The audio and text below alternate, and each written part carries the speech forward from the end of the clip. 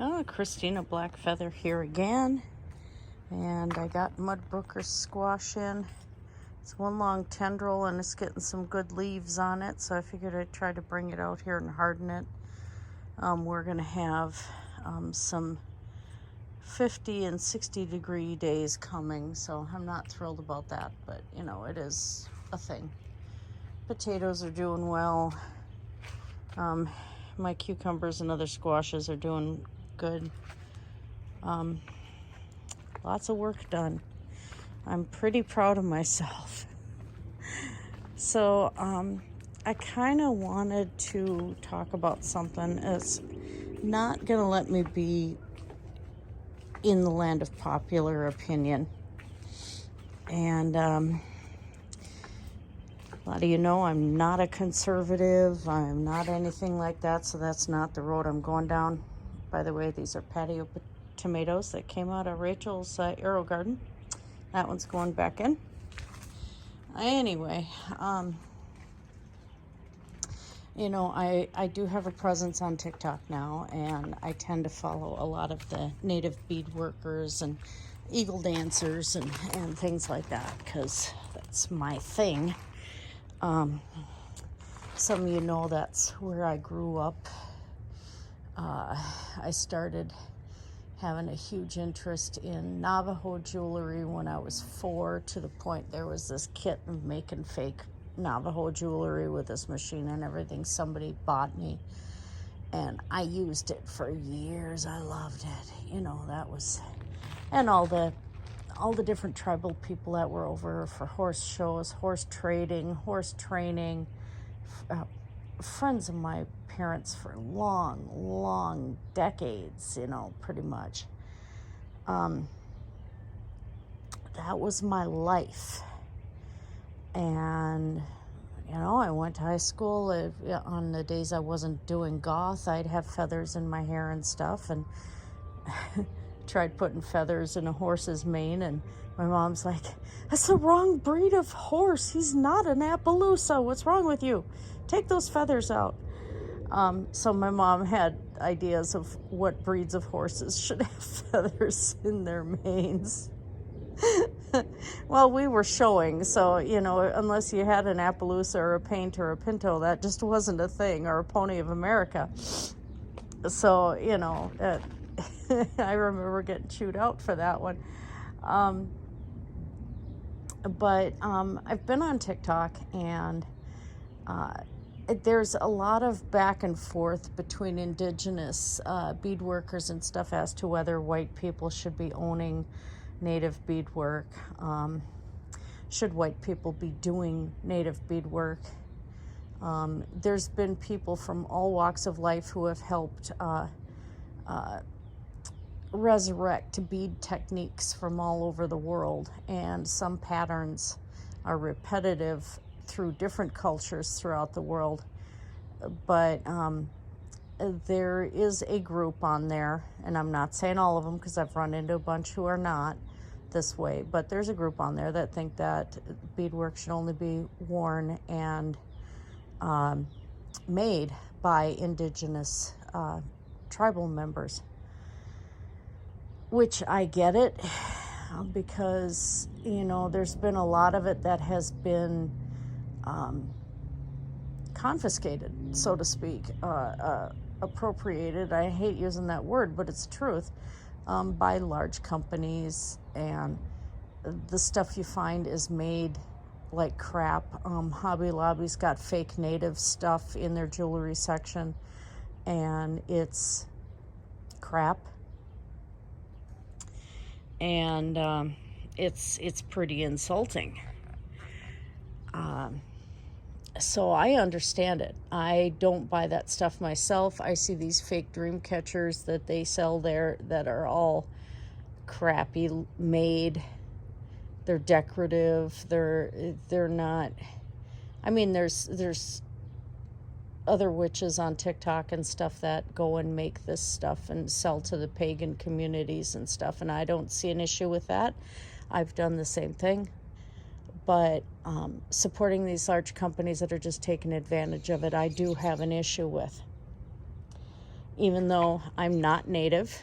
I don't have a stitch of Native blood in me. Honestly, disappoint, because the family thought I did. And for a long time, I thought I did. But again, it's in me. It was part of my entire life. And for me, letting go of those beliefs is very, very hard to do. And I'm not going to do it. It's a part of my faith. It's part of my religious practice. It's part of how I live. And that's the way it is. I'm not appropriating anything. This was my life. But I ran into a TikToker that I did do a response, and it was another white woman who had a Pendleton jacket. And Pendleton makes these wool jackets that are often in traditional Native patterns. Especially, they'll get a lot of Navajo patterns and stuff like that. And they make very, very good clothing and blankets and things like that. I have yet to own one. Wish I did. But I guess there's some scuttlebutt. They used to work with Native peoples a lot. And that was the core of, bringing awareness to other people about the tribes and to help bring money to the tribes. Another one I like to buy from is Crazy Crow Trading Post and Southwest Indian Foundation, and both of those will carry Pendleton blankets and jackets and stuff. Like I said, someday. But this woman was white, and she had one. And she posted on TikTok that she didn't know what to do with this jacket. She said that she has had it for a while, but she wasn't aware of how much history was behind Pendleton, which a lot of people aren't aware of that. They have a design called the Chief's Blanket, which is 3 striped colors. I don't know the exact history behind that one, so I'm not going to quote anything on it. But that's the jacket that she had. And she said that the scuttlebutt with Pendleton going around is the fact that there was a time where hipsters and, stuff like that, I don't know if it's an issue now or anything, or if it is a real issue, the people that are non-Native are buying these things, including her. So they're very expensive. They're not cheaply made. And she wanted to know if anyone was willing to trade for this beadwork or something like that. There was a couple beadworkers on her comments that jumped on it, which it's an expensive jacket. I don't blame them. She said, either to trade or what's the proper way to dispose of this? Ding, ding, ding. There comes my issue. My big issue. This is like somebody going vegan and claiming that, all the food they have in their freezer, everything else that they've already purchased before, their shoes may be leather, their belts may be leather, all of this, they're going vegan, so they're going to get rid of everything. Even if it detriments them to, they have to buy more coverings for their feet, and they need those shoes, or, they need this food, they don't have a lot of money, but they're going to throw it out because it's not vegan. I take issue with this. Her saying that she wants to dispose of that jacket if she can't get a trade.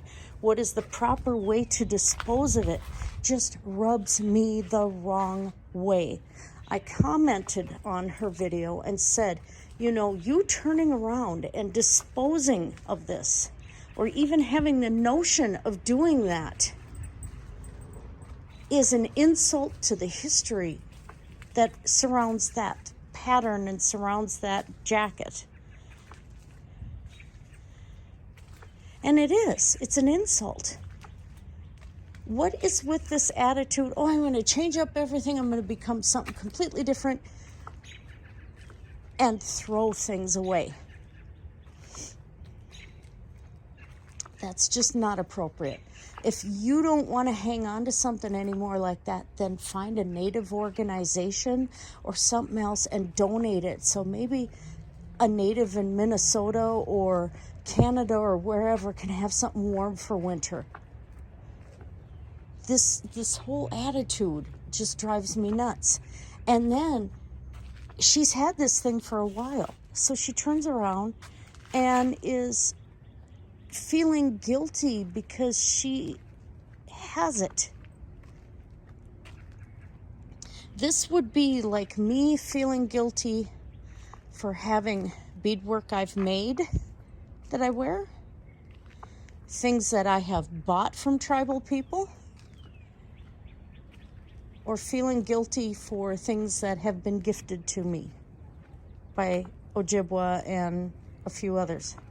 Like I have a bear claw choker, a real bear claw.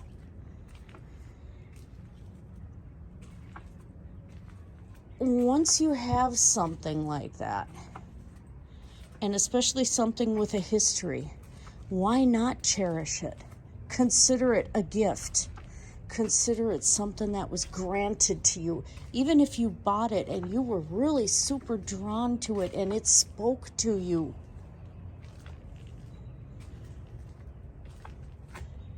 Is that something to be guilty over? This is on, especially if it becomes something that's almost on a spiritual level. Why feel guilty about this? Just because of your skin color. And that's where I'm really, really having an issue with this, because this is something that does speak strongly in my life, and realizing how people feel about, and especially how younger natives feel about things that I do, not me in particular, but the way they're categorizing it just upset me to some really strong levels. I had trouble dealing with this for the last couple months because this is part of my life, and I had to come to the realization that I have nothing to feel guilty about.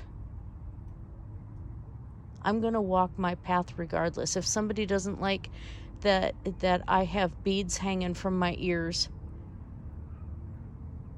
and I have African beadwork too. I have stuff from Nigeria. I've got stuff from all over. A lot of things have been given to me. If somebody asks about it, I'm going to say this was a gift, or I made this. I didn't make this for somebody else. I didn't take away from anybody else. I did this. Or yeah, I bought this. I bought this from a native trader or something like that. Why should I feel guilty about it? And to anybody who thinks that only a certain type of people should make and sell and wear things from their culture and not sell to anybody else, don't complain to me if you don't have the money when I've got it to give to you that I want that item, or somebody else does. Don't complain that you don't have it. If something is speaking to the person, let it talk. Maybe it belongs to that person. That doesn't mean give it away. I mean, especially if, this is part of your livelihood, then no, you don't have to. But if they want to buy it and they really love it And it's not just a fashion thing. It's not, you don't know their actual intentions, anything like that. It's not appropriation at that point.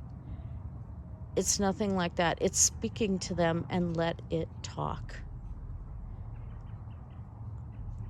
And don't feel guilty if you want to, if there's something that you feel speaks to you. And please, if you're going to completely change things up, don't just discard things. We throw away enough stuff. That's almost selfish. If it's in good condition or good repair, go ahead and donate it. And that's all I'm going to say. Blessed be everybody. Have a great night.